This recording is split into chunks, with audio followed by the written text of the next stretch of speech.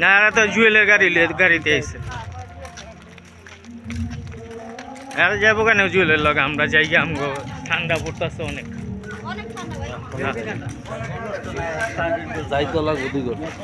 না যাইতে বেশিক্ষণ লাগবো না রোড ফাঁকা পাবো